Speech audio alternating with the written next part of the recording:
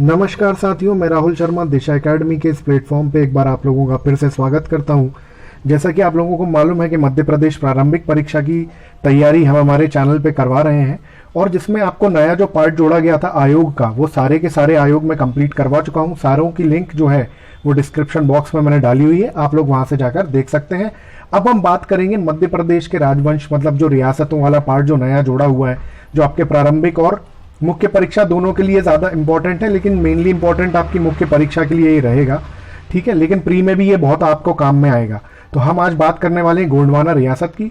और जैसा कि आप लोगों को वहाँ दिखा होगा थंबनेल में कि एमपीपीएससी 2020 के स्टूडेंट्स जो हैं प्रीलिम्स वाले, उनको मैं फ्री नोट्स प्रोवाइड कर रहा हूँ। वो उनको कैसे मिलेंगे तो वो उनको वीडियो के एंड में पता चल जाएगा। तो चलिए दोस्तों शुरू करते हैं गोंडवाना रियासत से। मध्य भारत में गोंडवाना राजवंश का इतिहास हजारों सालों पुराना है। गोंड साम्राज्य की नींव दूसरी शताब्दी में रखी गई थी। इस समय अलग अलग गोंड राजाओं के अलग अलग स्वतंत्र राज्य थे, जिसमें यादव राय, जिनको हम गोंड साम्राज्य का संस्थापक भी कहते हैं, यादव राय के वंश ने सबसे लंबे समय तक राज किया, इसलिए उन्हें गोंड राजवंश का संस्थापक भी कहा जाता है। अब ये जो लिस्ट है नीचे, ये लिस्ट है वहां पर गोंड साम्राज्य के जो शासक रहे उन लोगों की। तो यादव राय जी ये संस्थापक थे। संग्राम शाह 1480 से लेके 1543, तो ये जो संग्राम शाह थे ये यादव राय जी के ही बेटे थे। दलपत शाह या दलपति शाह 1543 से लेके 1550, तो इनकी अल्पकालीन मृत्यु हो गई थी लंबी बीमारी के चलते। फिर इनके बेटे आते हैं वीर नारायण शाह, ठीक है। और अन्य शासक जो इसमें रहे हैं, जिन्होंने रानी दुर्गावती की मृत्यु के बाद फिर मुगल साम्राज्य के अंतर्गत इन्होंने राज्य किया है, जैसे नरेंद्र शाह हो गए, हृदय शाह हो गए, मदन शाह, शंकर शाह और इनके बेटे थे। इन्होंने 1857 की क्रांति जो है उसमें लड़ाई भी करी थी अंग्रेजों के खिलाफ, ठीक है। तो इनकी हम बात करेंगे। चलिए दोस्तों आगे बात करते हैं। तो हमारे पहले जो संस्थापक है वो है संग्राम शाह, जिनका शासनकाल 1480 ईस्वी से लेकर 1543 ईस्वी तक था। अब जो संग्राम शाह थे, इनको एक उपाधि से सुसज्जित किया गया था जिसका नाम था 52 गणाधिपति। अब 52 गणाधिपति मैंने ये लाइन पहले इसलिए लिख दी है कि इनकी जो सारी चीजें, जो उपलब्धताएं, जो इन्होंने जो वहां पर रूल किया और क्या क्या अच्छी बातें थी, वो सारी बातें हमें यहीं से पता चलती हैं और एग्जाम पॉइंट ऑफ व्यू से यही चीज इंपॉर्टेंट है। ये एक प्रतापी शासक थे जिनका प्रजा की भलाई के साथ साथ साम्राज्य के विस्तार में भी इनका ध्यान था। इन्होंने अपने राज्य के आसपास के 52 गढ़ों को जीतकर, अब देखिए यहाँ इनका 52 गणाधिपति नाम क्यों रखा गया था, तो इन्होंने अपने राज्य के आसपास के 52 गढ़ों को जीतकर अपने साम्राज्य में मिला लिया था। इन्हीं 52 गढ़ों की जीत के बाद इन्हें 52 गणाधिपति की उपाधि से सुसज्जित किया गया था। तो 52 गणाधिपति इन्हें इसीलिए बोला जाता था क्योंकि इन्होंने अपने राज्य के आसपास के 52 गढ़ों को जीत लिया था। जबलपुर, अब देखिए हमारे लिए कौन कौन से इंपॉर्टेंट है कि हमें जो ध्यान रखने हैं, मतलब अगर एग्जाम पॉइंट ऑफ व्यू से मैं बात करूं तो हमें ध्यान रखना है, उन गढ़ों में शामिल था जबलपुर, मंडला, सागर, दमोह, सिवनी, छिंदवाड़ा, बालाघाट, नरसिंहपुर। ये वर्तमान में मध्य प्रदेश में अवस्थित है, इसलिए हमें इन जो गढ़ थे इनको हमें ध्यान रखना है। इन्होंने अपने राज्य की राजधानी सिंगौरगढ़, मतलब ये गलत हो गया, ये सिंगौरगढ़ था, ठीक है, सिंगौरगढ़। इन्होंने अपनी राज्य की राजधानी जो है ये इन्होंने ऐसे लिखना है उसे, सिंगौरगढ़, ठीक है, सिंगौरगढ़ है वो। तो इन्होंने अपनी राज्य की जो राजधानी थी वो इन्होंने सिंगौरगढ़ बनाई थी, सिंगौरगढ़ में स्थापित की थी, जिसे 1550 के बाद रानी दुर्गावती ने चौरागढ़ में स्थापित कर दिया था। अब उसके बीच का क्या रोल रहा है पूरा, वो मैं आपको इसमें अच्छे से समझाऊंगा। अच्छा, अब इनका जो नाम है ना दोस्तों, ये संग्राम सिंह है वैसे। अब संग्राम शाह इनका नाम कैसे हुआ, तो भाई आपने अगर इनका शासनकाल देखा होगा, अभी जो इनके शासनकाल पर बात हो रही थी, तो इनका जो शासनकाल है वो है 1480 से लेकर 1543, मतलब जो है ये पानीपत के युद्ध के बीच की बात है। इसीलिए उस समय पर जो दिल्ली के सुल्तान थे ना, तो दिल्ली के सुल्तान उस समय पर इब्राहिम लोदी जी थे, ठीक है, इनके अच्छे दोस्त थे, और इब्राहिम लोदी जी ने ही इनको शाह की उपाधि से नवाजा था, ठीक है। संग्राम शाह ने, इंपॉर्टेंट चीज है जो आपको क्वेश्चन भी बन के आ सकता है, संग्राम शाह ने रस रत्न माला नामक ग्रंथ की रचना करी थी। इनके 2 पुत्र थे, कौन कौन थे, एक चंद्र शाह और एक दलपत शाह, या उन्हीं को दलपति शाह भी कहा जाता है, ठीक है दोस्तों। अब हम बात करेंगे आगे दलपत शाह की, जिनका शासनकाल था 1543 से लेकर 1550 तक। अब संग्राम शाह की मृत्यु के पश्चात उनके बड़े बेटे दलपत शाह गोंडवाना के सिंहासन को संभालते हैं। ठीक है भाई, बेटा जब पिता की मृत्यु हो जाएगी तो पिता की मृत्यु के बाद बेटा ही तो आएगा, तो अब ये संभालते हैं। इनके 2 पुत्र रहते हैं, कौन कौन? दलपति शाह और चंद्र शाह। अब दलपत शाह अपने छोटे भाई चंद्र शाह को 10 गढ़ जो है वो दे देते हैं और आपके 42 गढ़ों के साथ राज करते हैं। ठीक है, अब इंपॉर्टेंट चीज है क्या है? दलपत शाह जो है, अब यहां से मेन कहानी शुरू होती है गोंडवाना की, मतलब जो है रियासत। वैसे तो कहानी चली ही आ रही है, पर इंटरेस्टिंग पॉइंट जो है, मतलब जिस लिए वो फेमस है, वो यहां से चीजें चल के आती हैं कि दलपत शाह का विवाह जो है चंदेल वंश में एक जगह है महोबा की राजधानी, मतलब महोबा की राजकुमारी कीरत सिंह चंदेल की सुपुत्री। ठीक है, अब ये बात देखिए कि विवाह जो है चंदेल राजवंश में महोबा की राजकुमारी कीरत सिंह की पुत्री राजकुमारी दुर्गावती से होता है। ठीक है, अगर ये क्वेश्चन आता है कि राजकुमारी दुर्गावती विवाह के पहले कहां की राजकुमारी थी, मतलब रानी दुर्गावती, तो भाई हम बता सकते हैं कि चंदेल वंशी थी और महोबा की राजकुमारी थी। इनके पिता का नाम कीरत सिंह था, इसलिए इतना बड़ा मैंने लिखा हुआ है। ठीक है, दोनों को एक पुत्र रत्न की प्राप्ति होती है जिसका नाम वो रखते हैं वीर नारायण। अब इसको याद करने की ट्रिक ये है कि वीरांगना रानी दुर्गावती, तो वीरांगना रानी दुर्गावती के पुत्र भी हुए वीर, तो वीर नारायण किसके? वीरांगना रानी दुर्गावती के पुत्र थे। ठीक है, और 52 गणाधिपति संग्राम सिंह, तो भाई संग्राम का उन्होंने विस्तार किया अपने राज्य का। क्यों? राज्य का विस्तार बिना संग्राम के हो सकता है क्या? इसलिए संग्राम सिंह ने 52 गढ़ों को जीता, इसलिए संग्रामपूर्ण उनका पूरा जीवन रहा, इसलिए उनका नाम संग्राम सिंह था। ऐसे ये ट्रिक से आप ये भी याद रख सकते हैं। ठीक है, 52 गणाधिपति की उपाधि किसको मिली? संग्राम सिंह को मिली। क्यों? संग्राम किया उन्होंने इसलिए।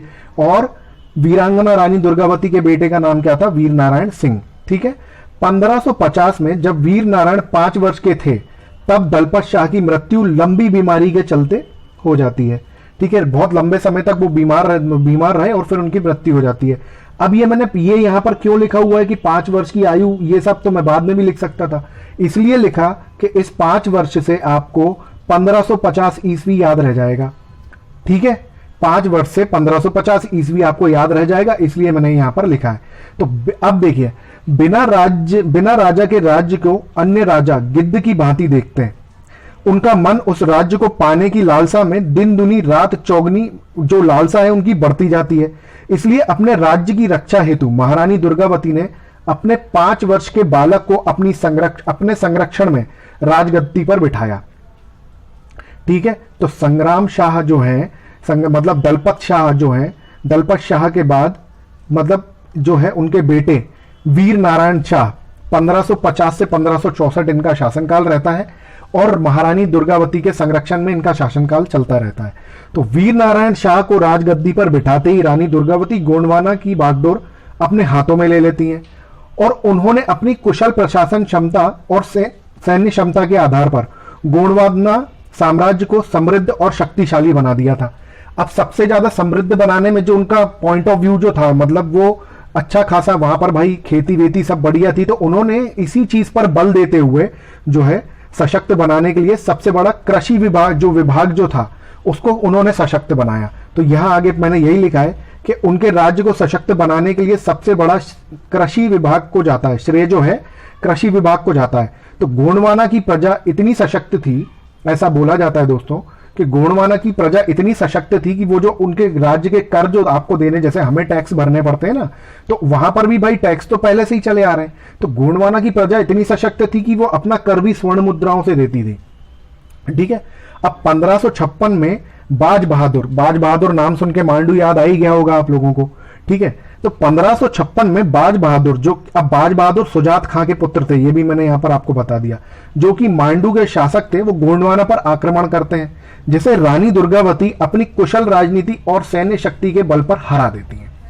अब जब ये युद्ध होता है 1556 में, तो इसी के बाद अकबर के दरबारी नवरत्न, अपने अकबर के नवरत्नों के बारे में तो पढ़ा ही होगा दोस्तों, उनको एक बहुत ही शॉर्ट ट्रिक के द्वारा मैंने याद कराया हुआ है। तो वो लिंक ना मैं यहाँ पे आई बॉक्स आपको दिख जाएगा, आई बटन, उसमें वो लिंक मैं डाल देता हूं, आप वहां से जाके देख सकते हैं।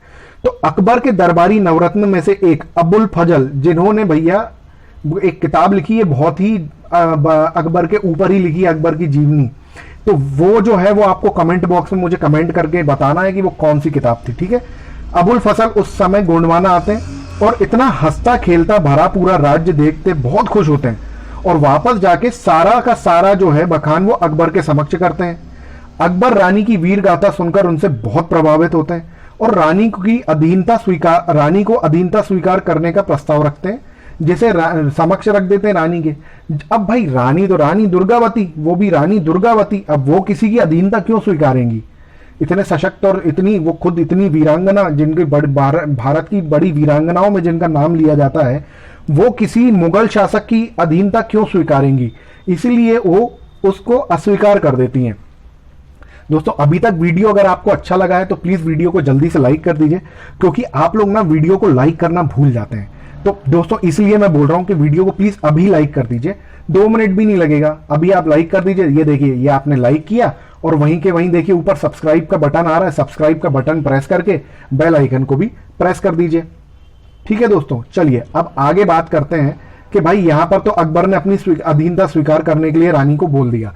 अब क्या होता है, देखिए थोड़ी सी पृष्ठभूमि पर हम जाएंगे कि 15वीं शताब्दी में शहंशाह अकबर के ध्वज तले मुगल साम्राज्य अपनी जड़ें भारत में फैला रहा था और बहुत से हिंदू राजाओं ने उसके सामने घुटने टेक दिए थे, क्योंकि अकबर बहुत पावरफुल राजा था और बहुत लोगों ने उनसे डटकर सामना भी किया। अब राजपूताना से होते हुए, अब अबुल फजल सारा बखान करते हैं, तो राजपूताना से होते हुए अकबर की नजर मध्य भारत तक जा पहुंची। लेकिन मध्य भारत को जीतना मुगलों के लिए बिल्कुल आसान नहीं था, खास करके गोंडवाना। इसलिए नहीं कि वह बहुत बड़ा राज्य था या वहां के राजा बहुत ज्यादा ताकतवर थे, उनसे बहुत सशक्तता से सामना कर रहे थे, बल्कि इसलिए क्योंकि एक हिंदू रानी अपने पूरे स्वाभिमान के साथ अपने राज्य को बचाने के लिए अडिग थी। वह हिंदू रानी जिसकी समाधि आज भी गोंड जाति के लोग श्रद्धांजलि अर्पित करते हैं, जिनकी समाधि पर। और रानी दुर्गावती की समाधि कहां पर है? बरेला, गोंडवाना, ठीक है, जबलपुर, ठीक है, जाति के लोग श्रद्धांजलि अर्पित करते हैं और जिनके नाम पर मध्य प्रदेश में एक विश्वविद्यालय भी है, रानी दुर्गावती विश्वविद्यालय। अब ये पृष्ठभूमि थी दोस्तों ये। अब हम आगे बात करते हैं कि 1562 में अकबर इस बात से नाराज होकर आसफ खां के नेतृत्व में एक बड़ी सेना गोंडवाना पर आक्रमण करने के लिए भेजते हैं, जिसे रानी दुर्गावती अपनी छोटी सेना होने के बाद भी कुशल सेना नीति की दम पर हरा देती हैं। आसफ खां हार जाता है, पहली बार जब अटैक करता है ना, आसफ खां हार जाता है। आपने अभी तक और जो भी वीडियोस, मुझे नहीं पता कहीं देखे होंगे कि नहीं देखे होंगे, पर मैंने एक वीडियो देखा था जिसमें डायरेक्ट 1564 की बात हो जाती है। तो डायरेक्ट 1564 नहीं, 1562 में एक अटैक होता है, अकबर करवाते हैं आसफ खां के नेतृत्व में, जिसमें रानी दुर्गावती जीतती हैं। सेकंड जो अटैक होता है 1564 में आसफ खां में, उसमें रानी दुर्गावती हारती हैं। वो क्या होता है, 1564 में आसफ खां दोबारा अपनी विशाल सेना के साथ रानी दुर्गावती पर आक्रमण करता है। रानी दुर्गावती अपने स्वाभिमान की रक्षा करते हुए अपनी खुद की कटार से आत्मदाह कर लेती हैं। और ये बात कब होती है? 24 जून 1564 की ये बात होती है। तो ये क्वेश्चन बन के हो सकता है, आपसे आ सकता है कि रानी दुर्गावती की आत्मदाह, तो भाई 24 जून 1564 की ये बात होती है और गोंडवाना रियासत पर मुगलिया परचम लहरा दिया जाता है।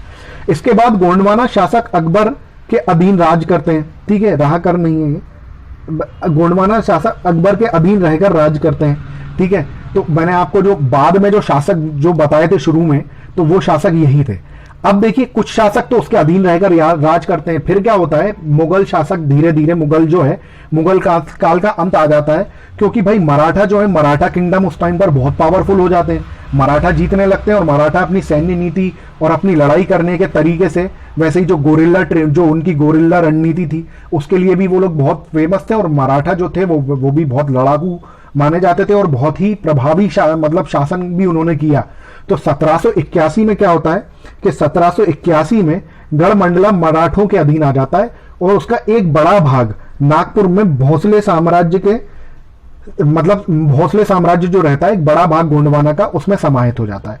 गोंड साम्राज्य के अंतिम शासक शंकर शाह और उनके बेटे रघुनाथ शाह, ये दो इंपॉर्टेंट नाम है, रहते हैं। अब 1857 की क्रांति में अंग्रेजों के विरुद्ध लड़ाई करते हैं और अंग्रेजी हुकूमत इन्हें बंदी बनाकर तोप से बांधकर तोप चलवा देती है और इनको मृत्युदंड ऐसे दिया जाता है। तो अब इंपॉर्टेंट चीज जो मैं सारी आपको बता चुका हूं। एक और है, देखो जबलपुर, आपने मदन महल के बारे में सुना होगा, ये जबलपुर में स्थित है प्रसिद्ध मदन महल, इसको मदन शाह द्वारा बनवाया गया था। और एक और प्रसिद्ध बघेल महल है जिसे नरेंद्र शाह द्वारा बनवाया गया था दोस्तों। ठीक है, तो यहां पर बात होती है खत्म हमारी गोंडवाना राजवंश की। अब इससे जुड़े हुए प्रश्न आपसे किस आधार पे पूछे जा सकते हैं कि भाई गोंडवाना राजवंश का संस्थापक किसे कहा जाता है, तो यादव राय जी जो थे ये संस्थापक थे। ठीक है, अब एक क्वेश्चन ये भी बन सकता है कि रस रत्न माला भाई इसको किसने लिखा था, तो संग्राम शाह जी ने लिखा था, और ये संगीत के ऊपर लिखा गया एक ग्रंथ था। ठीक है, तो रानी दुर्गावती जो है ये जब राजकुमारी थी, मतलब रानी जब बनी नहीं थी उसके पहले, भाई ये चंदेल राजवंश से बिलोंग करती थी। इनकी समाधि मैंने आपको बताई दी है, बरेला में इनकी समाधि है। बरेला कहां पर है, जबलपुर में। ठीक है दोस्तों, तो इसी के साथ भाई मैं आपको अब बताता हूं कि कैसे आप लोग जो है, मैंने जो बोला एमपीपीएससी 2020 के जो छात्र हैं प्रारंभिक परीक्षा के नोट्स उनको फ्री में कैसे मिलेंगे। तो दोस्तों आपको इस वीडियो को लाइक करना पड़ेगा, वीडियो को आपको चैनल को सब्सक्राइब करना पड़ेगा, दूसरा पॉइंट। तीसरा, आपको कमेंट बॉक्स में एमपीपीएससी, ठीक है, एमपीपीएससी 2020 ये आपको वहां पर कमेंट करना है। जैसे ही आप कमेंट करेंगे मैं वहां पर आपको एक नंबर प्रोवाइड करूंगा दोस्तों, उस नंबर पे आपको 1, 2 और ये 3 स्क्रीनशॉट्स उस नंबर पे आपको भेजने हैं। मैं तुरंत आपको अपने ग्रुप में ऐड कर लूंगा जहां पर वो नोट्स हैं। और ध्यान रखिएगा नोट्स सारे जो हैं वो टेलीग्राम ग्रुप पर हैं, इसलिए आपके पास टेलीग्राम होना अनिवार्य है।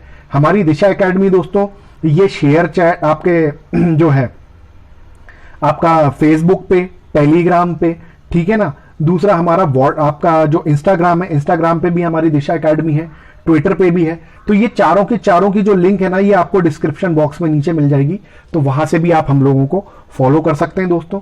इसी के साथ मैं राहुल शर्मा आपसे विदा लेता हूं दोस्तों। जय हिंद, जय भारत।